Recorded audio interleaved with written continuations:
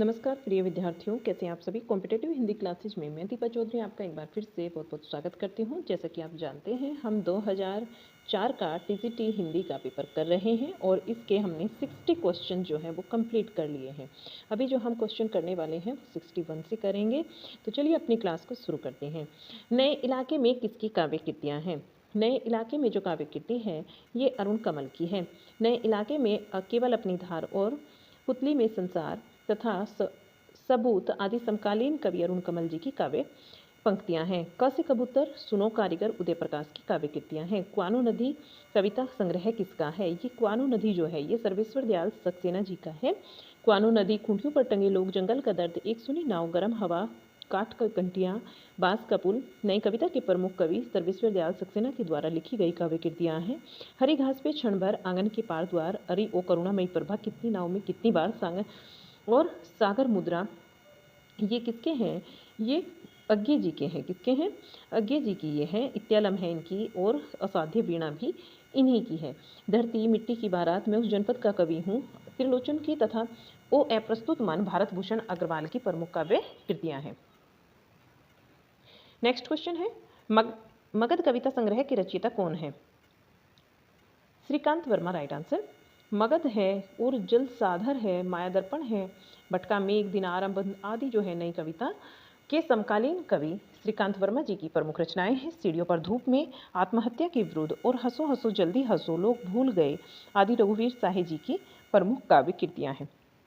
रामचंद्र वर्मा का प्रसिद्ध है, इनका कोसकार के रूप में ये प्रसिद्ध हैं रामचंद्र वर्मा जी।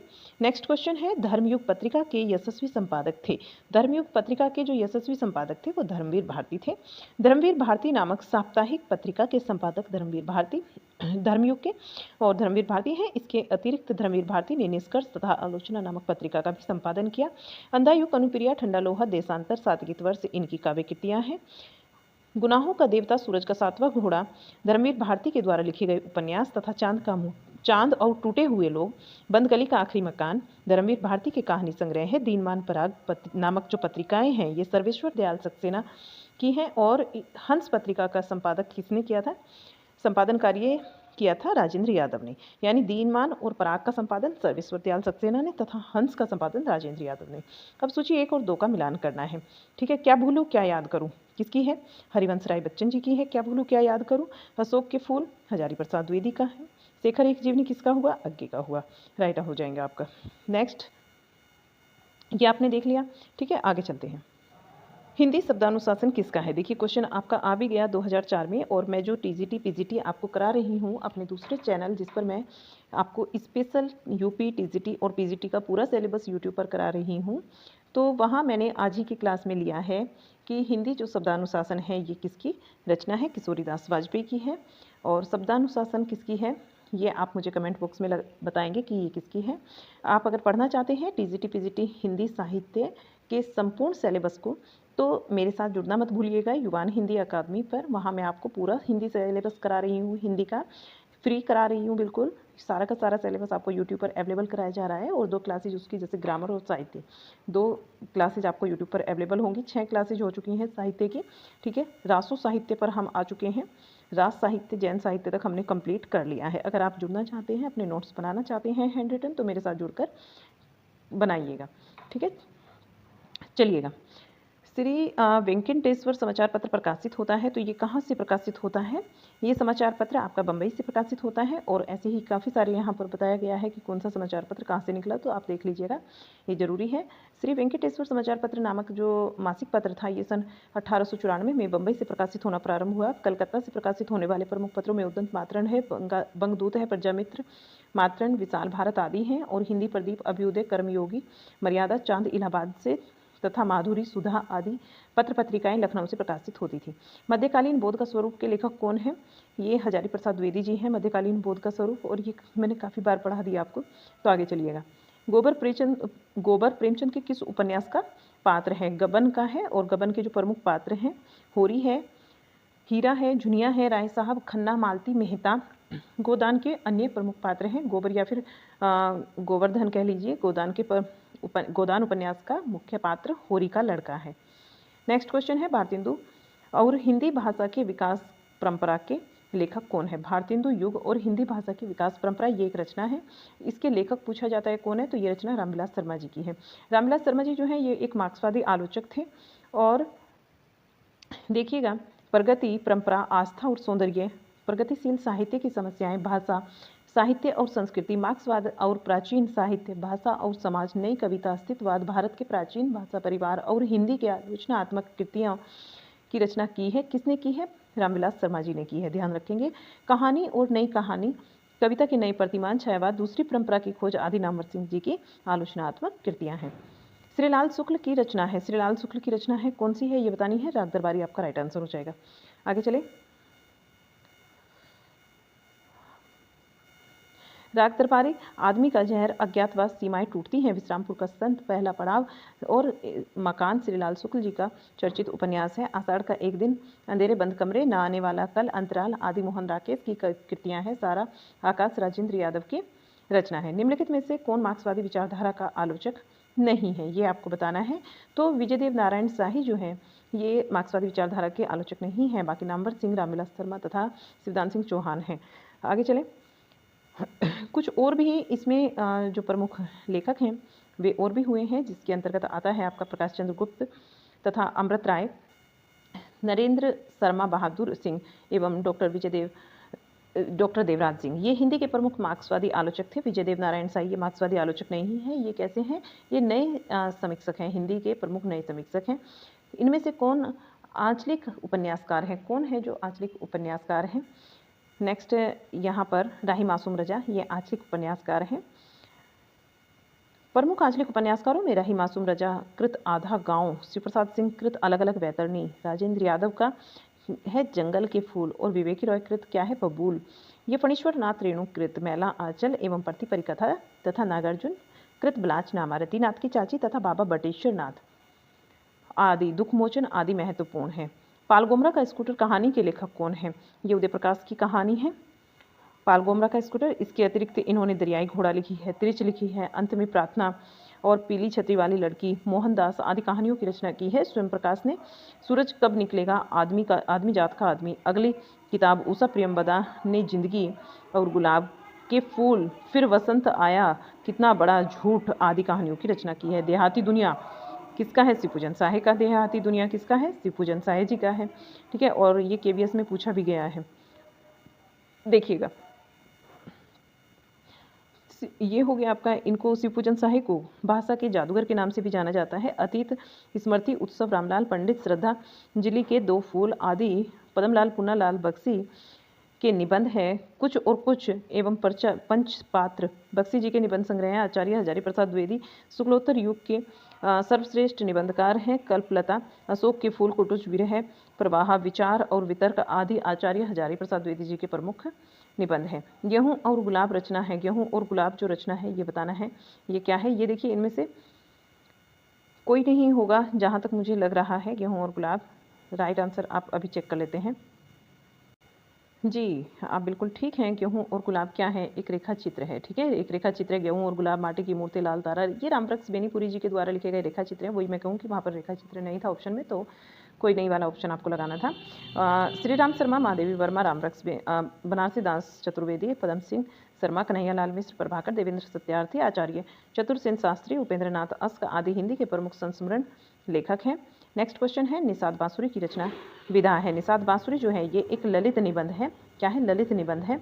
और ललित निबंधकारों में कुबेरनाथ रॉय रसधर्मा ललित निबंधकार हैं और कुबेरनाथ रॉय का प्रमुख निबंध है। ठीक है, ये ध्यान में रखेंगे। इनके कुछ प्रमुख क्या है रचनाएं जो हैं वो देख लीजिए। कुबेरनाथ रॉय जी की निषाद बांसुरी हो गई, विषाद योग हो गई, रस आखेटक है, प्रिया नीलकंठी है, पर्णमुकुट है तथा महाकवि की तर्जनी आदि कुबेरनाथ रॉय के प्रमुख निबंध संग्रह हैं। आधा गांव के लेखक कौन है? राही मासूम रजा का है आधा गांव, और काफ़ी इंपॉर्टेंट है। ठीक है, कई बार आया है आधा गांव। टोपी शुक्ला, ओस की बूंद, हिम्मत जौनपुरी, सीन 75, दिले सादा कागज। राजा राही मासूम रजा के द्वारा लिखे गए क्या है? उपन्यास है। काला जल, सांप और सीढ़ी, नदी और सीपियाँ कस्तूरी तथा पत्थरों में बंद आवाज आदि रोशनी के प्रमुख उपन्यास सानी जी के। सानी, ठीक है, सानी जी के क्या है? प्रमुख उपन्यास हैं। हिंदी में शिकार साहित्य की अप्रितम लेखक कौन है? ये हैं श्री राम शर्मा, शिकार साहित्य के प्रमुख लेखक। आगे चलें तो चारूचंद्र लेख उपन्यासकार के उपन्यासकार कौन है? चारुचंद्र लेख ये हजारी प्रसाद द्विवेदी जी का है। और पुनर्रवा बाणभट्ट की आत्मकथा रामदास का पोथा ये हजारी प्रसाद द्विवेदी जी के द्वारा लिखे गए उपन्यास हैं। और गढ़कुंडार, झांसी की रानी, विराट की पद्मिनी, मृगनयनी, टूटे कांटे, संगम, लगन, प्रत्यय, कुंडलिनी चक्र, वृंदावन लाल वर्मा के द्वारा लिखे गए उपन्यास है।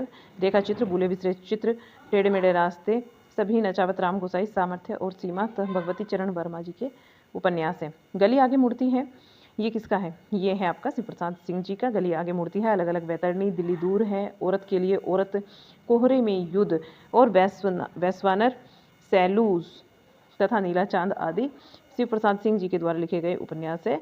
अंधेरे बंद कमरे, ना आने वाला कल, अंतराल मोहन राकेश के द्वारा लिखित उपन्यास हैं।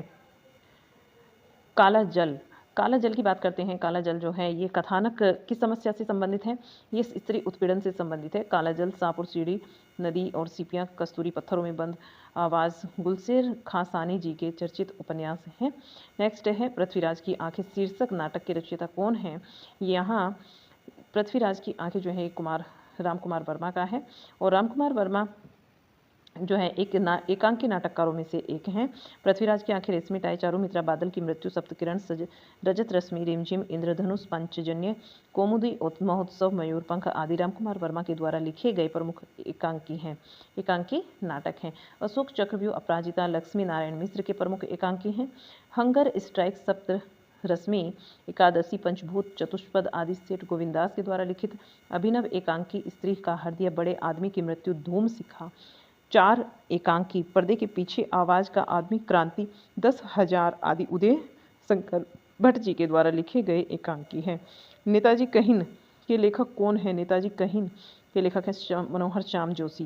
नेताजी कहिन कुरुकुरुस्वाहा, हरिया, हरक्यूलिस की हैरानी, हमजाद, क्याप मनोहर श्याम जोशी के द्वारा लिखे गए उपन्यास है। राग दरबारी, आदमी का जहर, अज्ञातवास, विश्रामपुर, बसंत, सीमाएं टूटती हैं, पहला पड़ाव आदि श्रीलाल शुक्ल के द्वारा लिखे गए उपन्यास हैं।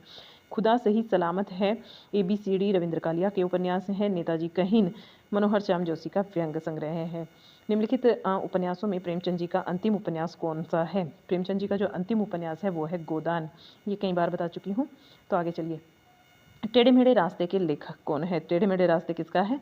भगवती चरण वर्मा जी का है। किसका है? भगवती चरण वर्मा का है ये टेढ़े मेढ़े रास्ते जो है ये भगवती चरण वर्मा जी का है। और भूले बिसरे चित्र, सामर्थ्य और सीमा रेखा चित्र सभी नचावत राम गोसाई, 3 वर्ष, सीधी सच्ची बातें, आखिरी दांव भगवती चरण वर्मा के द्वारा लिखे गए उपन्यास हैं।